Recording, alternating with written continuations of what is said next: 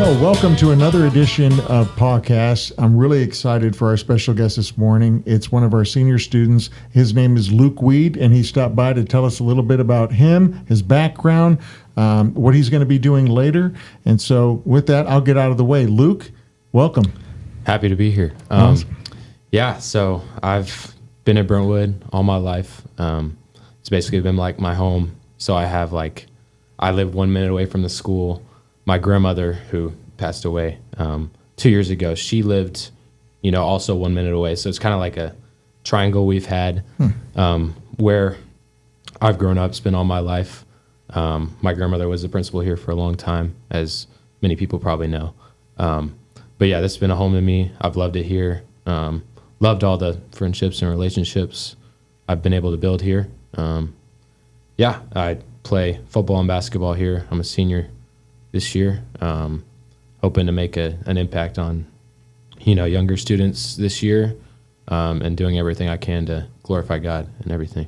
Awesome. 1 minute away. Wow, that must be tough but you can't ever say you'd be late to school because you have no excuse. You could crawl here and still leave at 7:30 and make it on time. For people who live real close to things, they would understand this, that, when you live super close, you always think you have more time than you actually do.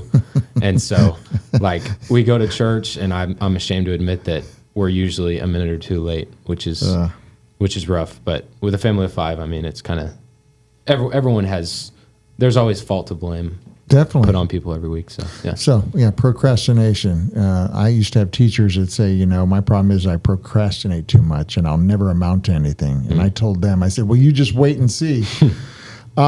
So you said the family of five. So you have siblings that attend here or did attend here? Where are you in the birth order? Yeah, so I'm the oldest. And then I have a younger sister who's a sophomore, and then another sister who's in 6th grade this year. Okay. And then my dad, of course, teaches here, 7th grade. So you're the other man in the house. Mm-hmm. Yes, sir. Nice. And you started 18, here from pre-K or kindergarten? Yeah, so back in the day when they had Noah's Ark preschool, where it wasn't part of Brentwood necessarily. It was more of like a ministry of the church. Okay. Kind of like MOPS or something? Sort of like that, yeah. And so they ended up combining it, I think, the year I went to kindergarten. So I was the last group to be in the Noah's Ark preschool. Wow. So that's amazing. Yeah. And then your dad teaches here. He does. What does he teach? He teaches Texas history and geography. Awesome. To the 7th graders, yeah. How long has he been here? He's been here, I think, since 99. Wow. So this will be his 26th year. Man, that's a lot of history. He doesn't look like he's old enough to be here 26 years. I know. He looks younger than he is, but yeah. Well, that's great. Yeah. So family of five, you guys are Brentwood Green through and through, and you attend here, Church of Christ. Yes, sir. So, man, you are fully invested. That is amazing. Yeah. It's been great growing up here. There's some things that, have been kind of rough, but overall, just a great experience. I'm so blessed to be here. Great. So you've seen a lot of changes then that's happened on this campus over the years. Yeah. Different policies, different procedures. Anything you wish that from the past they could bring back? I don't know. I do remember we did used to have, I think, a lot more younger students than we do now. You might have to fact check me on that. I'm not sure. But when I was in kindergarten, they had 3 different teachers, and each class had about 25 or so. Wow. So there's 75 kindergartners. That's crazy. Yeah, I might be a little off, but yeah. Well, that makes sense if they had the add-on before, so people were seeing this place as for the younger grades, but then it morphed into, like you said, the full program with pre-K, and then they grow into that. But, the demographics in this area have changed over the years, and so a lot of people, it's been very expensive to live in the Austin area, and so they've moved out, and we've seen some of those students sadly leave, and it makes it tough because you don't want to see your friends leave, and new families coming in, we need to continue to brand ourselves and let people know who we are, because we've been here for 63 years. That's a long time. And you've been here your whole life, and your grandmother was a principal here. I mean, that is a lot of rich history there. That is awesome. So you're in football, you said. It's been an interesting season so far. Last Saturday or Sunday, Friday night? Yeah, Friday night was a tough game. We had some serious injuries there. Yeah, so I hate to, take the I guess focal point off of them and what happened, but for me it was just a whirlwind of emotions, like just because before the game I was actually, my fever was getting up. And we'd had sickness on the team earlier that week. Oh, wow. I was hoping it wouldn't be me, but just before I hit 100, took ibuprofen and was able to get it back down. But then I threw up on the sideline right before the game. Oh, man. And I was just like, man, I got to push through this. Like, God, give me the strength, But just with all the, one of our players going out with a head injury, I was right there when it happened. It was super scary. Hate to see that. Like, he's my best friend.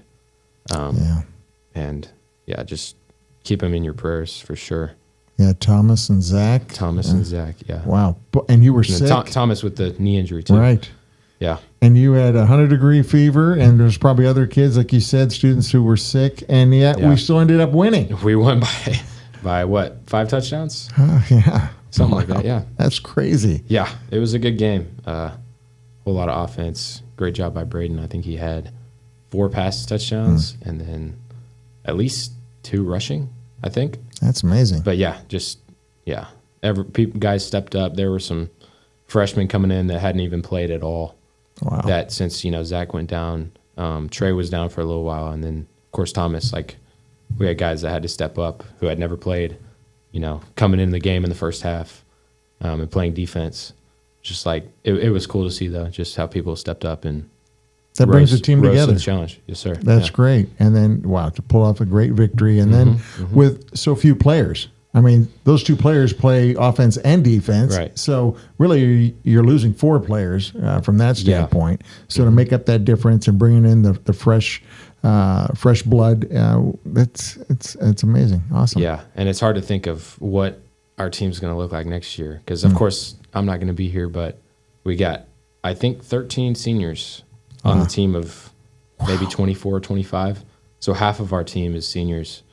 And I'm just, my dad's real concerned about it because, of course, I'm going to be gone, so I don't really care. But he's going to be back next year, and he's trying to work with the middle schoolers, encourage them, get into football because, there's so much good that comes out of it. There is. And just the, hard work that you have to push through.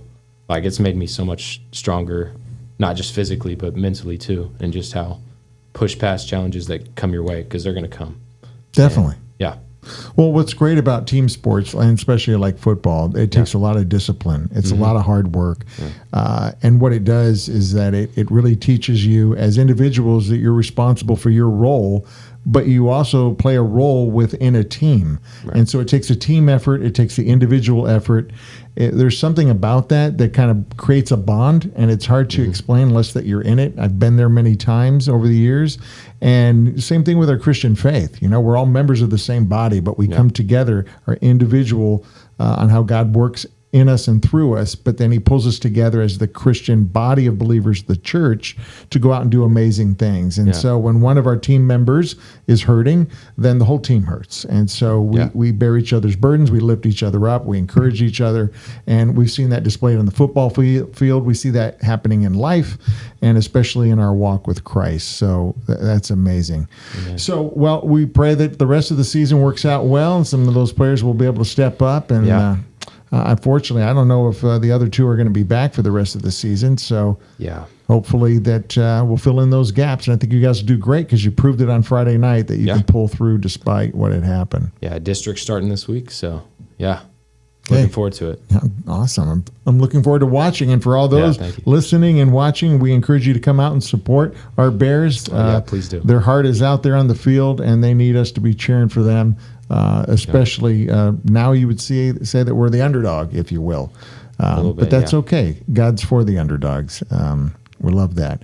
So tell us a little bit about the academic side of our schooling and how it's prepared you and thinking on after Brentwood, you're going to be going to college.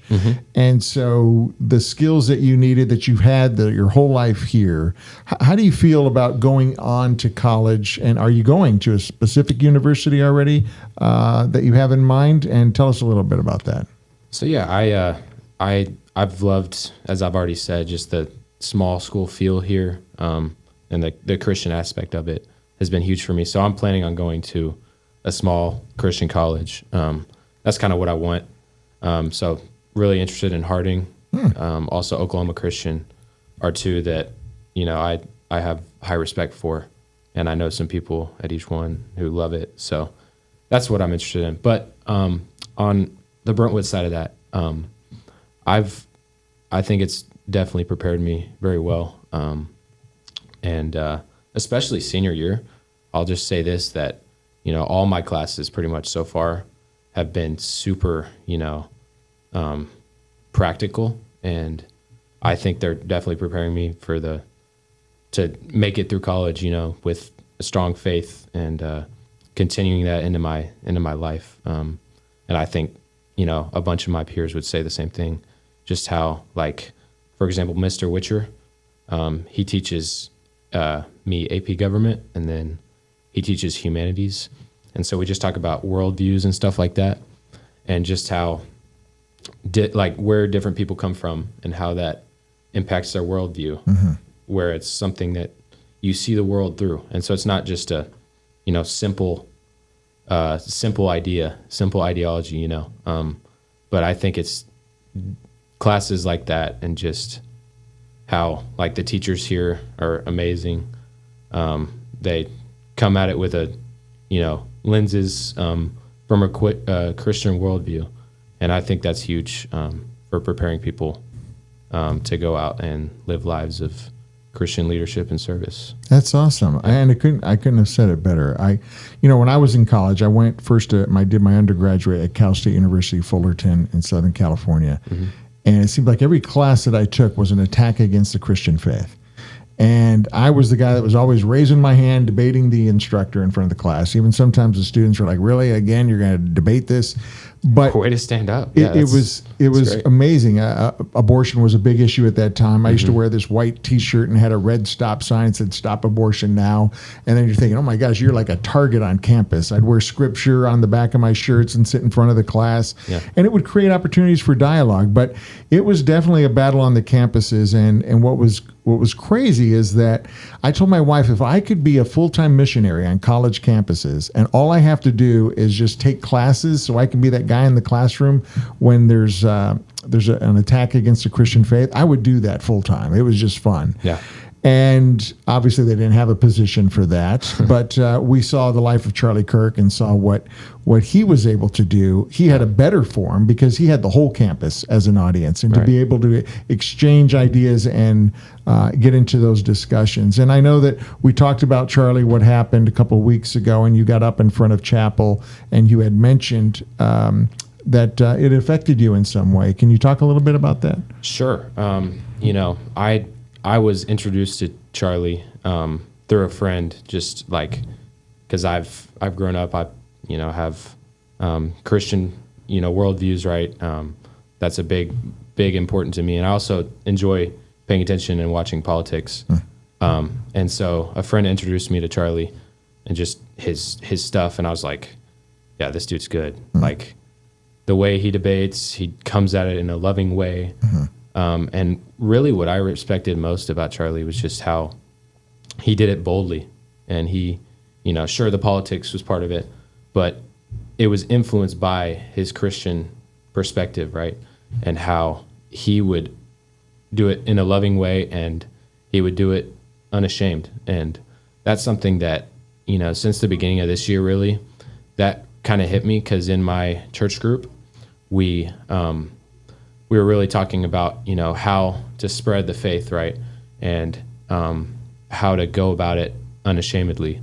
And, there are different verses in the Bible, Romans 1:16, that says, "For I'm not ashamed of the power," or the power of Jesus Christ, something along those lines. And then the verse that I read in chapel, Philippians 1:20, which just talks about eagerly expecting,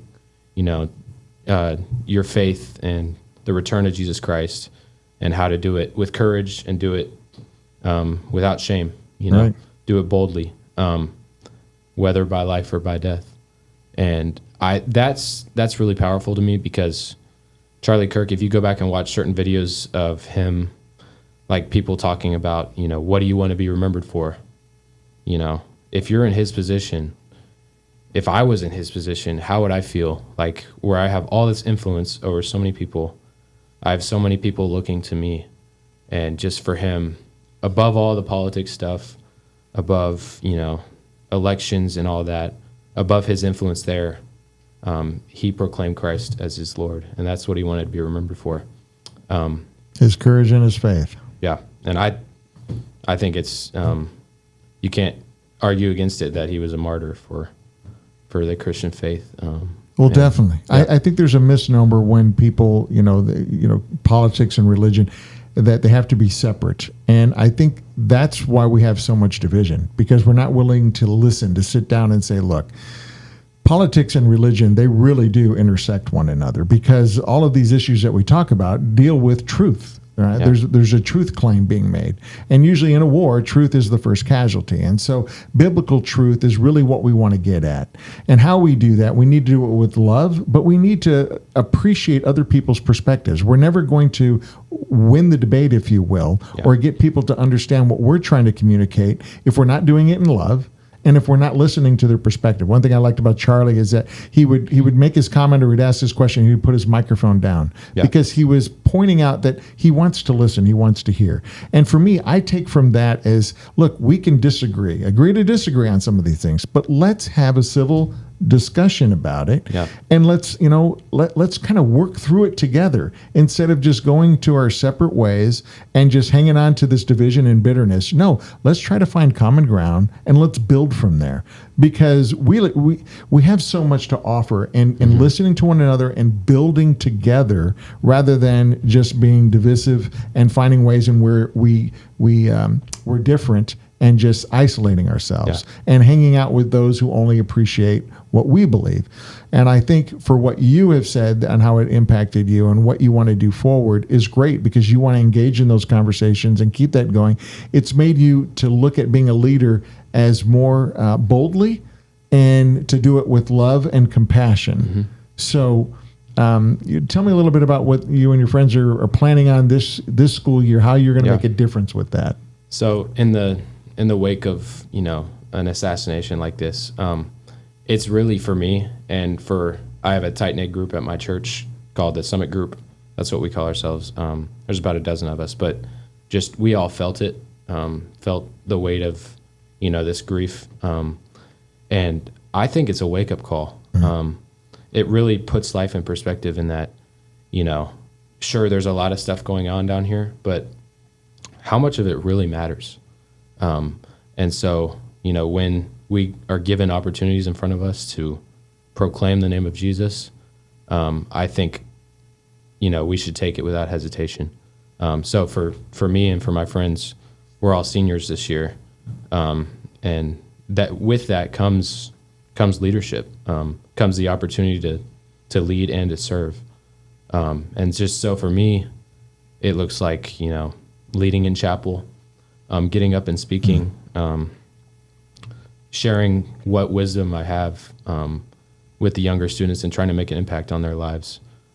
Because I remember being a freshman, how hard it was to, proclaim my faith and not be ashamed of what I believed. Even here at Brentwood, not everyone here wants to share their faith, is ready to do that, which is fine. But what I've really tried to do here, and I could name a whole bunch of people who I have a lot of respect for, getting up and leading, and I think it's taking at least this high school in a positive direction, back towards Christ.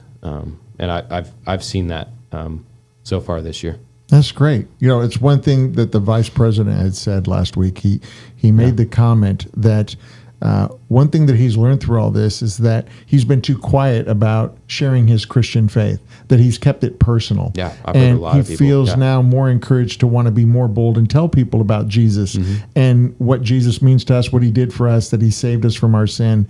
And what an inspiration for all of us to look at examples in life that's going to encourage us to be more vocal about what we believe, because faith comes by hearing the word of God. And if we're not out there preaching and teaching people the good news of what God has done for us, then how are people going to know? And they're also looking at our lives, because more things are caught than taught. So these middle school kids who, we talk about, for the football, the numbers are low. How do we encourage these? Well, you stepping up and others being a leader and encouraging these young men to want to participate and play in these sports. Yeah. Well, it's also a wonderful opportunity to help them to develop their Christian faith. And like what you said in your freshman year, how can you now utilize with what you have and what God is doing in your life to encourage them to be more vocal about their faith and to share with others? Yeah, I think it's great how, just being put in leadership positions, because all of us, however big or however small, we all have a place where someone's looking up to you. Mm-hmm. It might be one or two people. It might be, millions, which is not one of us, but at this point. Yeah. But our podcast though had 100 people last week, so we're on a roll. There you go. But I just wanted to take a moment and say another person who I've seen really step up is a Christian singer, Forrest Frank. And whenever I heard about Charlie Kirk's assassination, I'm a big fan of Forrest Frank and his music. He's been hitting the charts as of recently, really coming on the scene, being bold for Jesus.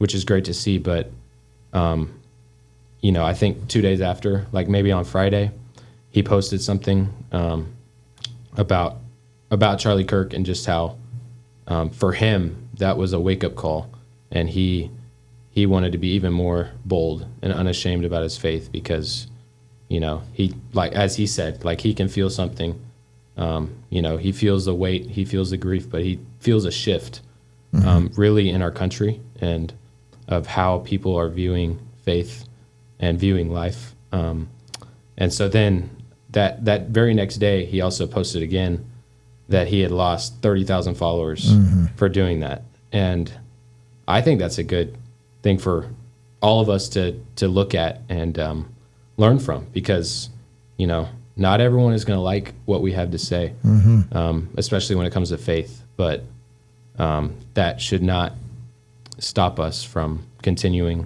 and being bold and proclaiming the name of Jesus. I couldn't say that any better. I mean, that's truly amazing that you're at this point, at this age now, and it really is to build on that going forward. And if there's anything that we in the administration or faculty that can continue to pour into you guys to help you take that now and don't lose that fire, keep that momentum going, because there's a dying world out there. And, it's you think about it, there's like a disease out there and we have the cure. So, but they won't know about the cure unless we can bring it to the people and let them know that Jesus is the answer. He really is. And you're right. People are looking at our lives. It may be 2, it may be, like you said, millions, but that means that it's not an easy road to walk. It will come at a cost. There will be attacks from the enemy, and so try to discourage us from being able to carry that message on. So I want to encourage you that even in those times, James says that we're to count it all joy when we go through various trials. And why is that? Because it should draw us to go more to Christ, to lean on him even more, to not try to find other things to lean on. He wants us to lean on him. He will give us that strength. And in Philippians, he will give us that peace. We're not supposed to be anxious for anything, but we're supposed to, examine ourselves. We're supposed to make our requests known to the Lord, and he will grant us that peace that surpasses all understanding. And that comes through prayer and supplication. So I applaud you guys, and especially with the students here. I'm excited to see what's going to happen on campus with this fervor to go out there and to be bold and proclaim ways in which that we can help support and pray for you. What can we do for you? Just prayers for me and for all of us. I think, in our Western world, we're all focused on all the busyness, all the things we have to get done. But just, like our verse for this year, draw near to God and he will draw near to you. If we continue every day to go to God and stay close to him, draw near to him, you really see, the benefits of a more fulfilling life, closer to God and further away from, the things of the devil. That's awesome. Yeah. I heard this expression years ago that God's not looking for influential people to make faithful, right? He's not looking for all these celebrities or, if only so-and-so could become a Christian. If Tom Brady became a Christian, he could reach all these people. He's not looking for influential people to make faithful. Rather, he's looking for people who are faithful to put in positions of influence. And that's what we need to be doing. We need to say, Lord, who am I? Well, who am I? I'm a child of God. And if he chooses to use me in a big way, that's awesome. The parable of the talents. If he chooses to put me in a medium way or a small way, whatever God wants me to do, I've got to be willing and able to do that. He's not looking for my ability. He's looking for my availability. And so I'm excited to see what God's going to do through you and your friends this year and on this campus. And so thank you, Luke, for stopping by. Of course. It was a pleasure having you. Yes, sir. Thanks for having me. All right. And there's the bell. Have a great day. Sounds good.